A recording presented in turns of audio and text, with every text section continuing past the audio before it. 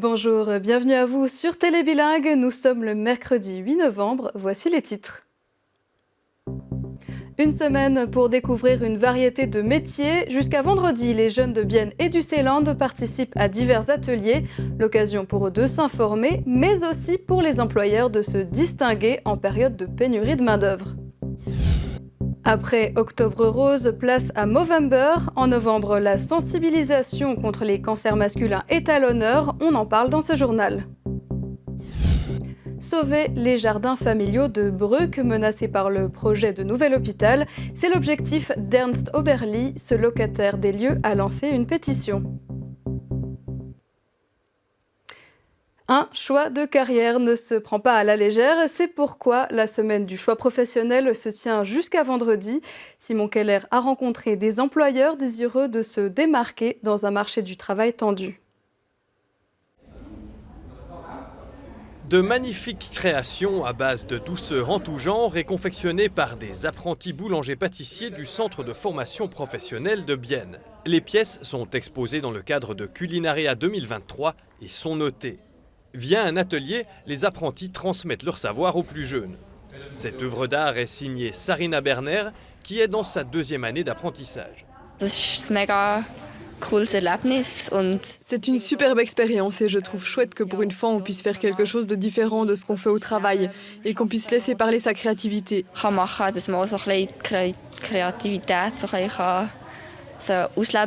Cette édition de Culinaria est la dernière. Ricarda Mazzotta du CFP connaît le pourquoi du comment, mais pour faire bref, il n'y a pas assez d'apprentis. Boulanger, pâtissier, confiseur est un métier qui ne pourra malheureusement plus être appris ici au CFP de Bienne. Il faudra que les jeunes aillent jusqu'à Langenthal ou à Thun. C'est donc la dernière Culinaria qui a lieu ici et ça nous fait mal au cœur. Le nombre d'apprentis est en baisse dans d'autres domaines. Le garage d'Orpont, par exemple, participe à la semaine du choix professionnel dans l'espoir de trouver plus d'apprentis. Nous avons remarqué que ces dernières années, on reçoit drastiquement moins de dossiers de candidature pour les places d'apprentissage. C'est plus dur de trouver des apprentis et on a nettement moins de choix. Mais comment expliquer cette diminution du nombre d'apprentis? Les apprentissages sont-ils devenus moins attractifs? Pour le responsable de projet à la Chambre d'économie Bienne-Seeland, qui a organisé la semaine du choix professionnel, il y a un problème démographique. Ces dernières années, on a créé de plus en plus de places d'apprentissage, car il y avait de plus en plus de jeunes qui en cherchaient. Maintenant, on arrive à un point où il y a moins de jeunes qui cherchent des places d'apprentissage. Le pic est passé, et du coup, on se retrouve avec toutes ces places vacantes. Sarina Berner commence déjà à se poser la question suivante. Que va-t-il se passer après l'apprentissage? Elle n'est pas encore sûre, mais il y a la possibilité de faire la maturité professionnelle. Suivant comment je pourrais faire un deuxième apprentissage, celui de confiseuse, car maintenant je ne fais que boulangère-pâtissière. Cela me permettrait de connaître vraiment toute la branche. Il y a moins de jeunes, mais l'intérêt est bien là, puisque cette semaine du choix professionnel a battu un nouveau record avec 769 inscriptions. Un chiffre qui pourrait encore grimper à l'avenir. Après Octobre Rose vient Novembre Bleu, aussi appelé Movember. Ce mois est dédié à la santé masculine. Pour sensibiliser aux maladies comme le cancer du testicule ou de la prostate, les hommes sont invités à laisser pousser leurs moustaches. Les acteurs de la santé participent aussi à leur manière. C'est le cas du centre hospitalier de Bienne et de l'association Having a Ball. Pablo Quixeres. Ladies and gentlemen, welcome to episode 3 of a show that I hope has by now made you cup your balls at least once to check if everything's okay down there. If not, check now. Utiliser l'humour pour faire de la prévention contre le cancer du testicule. C'est la raison d'être du podcast Having a Ball. Il a été créé par Joseph Barnes, ancien animateur de la radio biennoise Canal 3, et son ami Andreas Ennehaug. Joseph a succombé à un cancer du testicule métastatique en octobre 2022, à l'âge de 41 ans. Il a déposé les armes, mais le combat contre la maladie continue. Having a Ball est devenu une association présidée par la mère de Joseph. J'ai dit il faut absolument continuer ce que lui avait osé commencer de parler si ouvertement, avec tellement de courage et d'humour. Il n'y avait pas d'autre choix pour moi que de continuer et de prévenir que des autres hommes souffrent, des autres familles souffrent d'une perte d'un enfant, qui est le pire qu'il y a dans le monde. L'objectif de l'association est de briser le tabou autour du cancer du testicule, notamment en organisant des événements et en faisant la promotion de l'auto-examen. Le but, c'est que l'auto-examen mensuel des testicules pour les hommes devient aussi répandu et courant pour les hommes que le cancer l'auto-examen des seins, c'est pour les femmes. C'est un cancer, s'il est détecté à un stade précoce, il est facile à traiter, assez facile à traiter, et il a un taux de guérison de 95%. Si mon fils avait fait des auto-examens, s'il avait pris plus au sérieux, qu'il avait quand même senti quelque chose, s'il est allé chez le médecin plus tôt, c'est tout à fait possible qu'il serait encore en vie maintenant. Plus vite c'est détecté, mieux c'est. Le constat est identique pour le cancer de la prostate, le cancer le plus répandu chez les hommes de plus de 50 ans. Au centre hospitalier Bienne, le centre de la prostate, qui vient de recevoir un prestigieux label de qualité, mène aussi une campagne de sensibilisation. Car ici aussi, il faut briser un tabou. C'est différent chez les femmes parce qu'ils sont très habitués d'aller vers le gynécologue pour avoir des contrôles régulièrement, tous les années, tous les 2 années. Mais chez les hommes, c'est différent.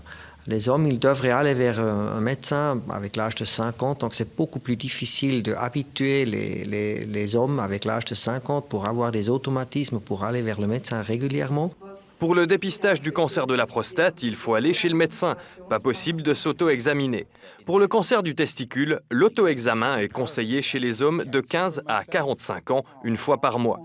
Le mot de la fin revient à Joseph Barnes. Touch your balls?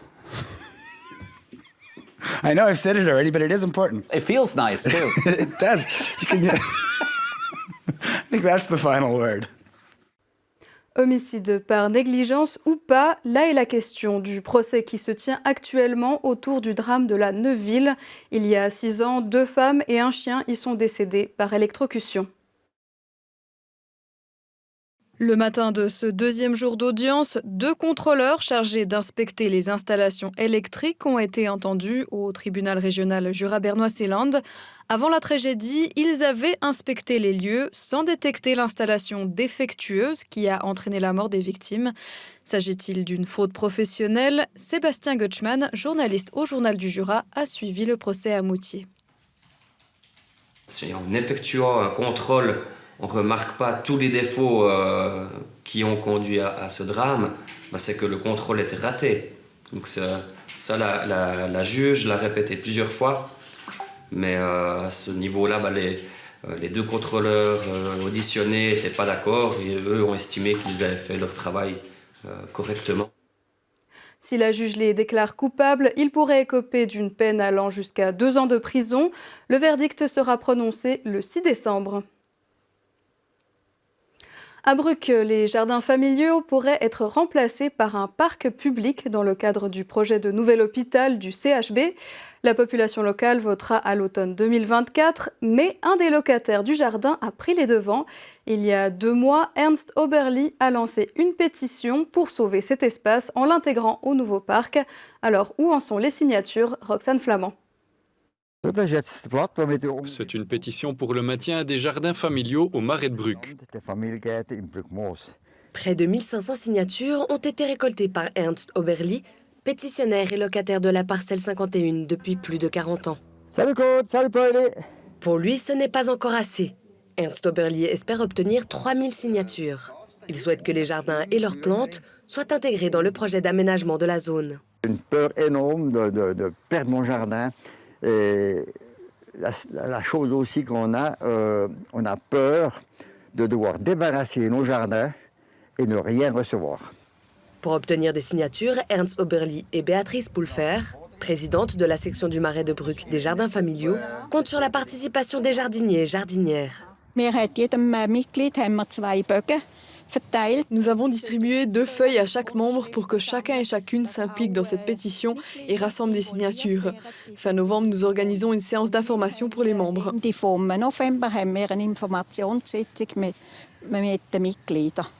Mais pourquoi signer une pétition pour préserver des jardins privés? Pour Ernst Oberlier, ces jardins pourraient être rendus plus ouverts au public.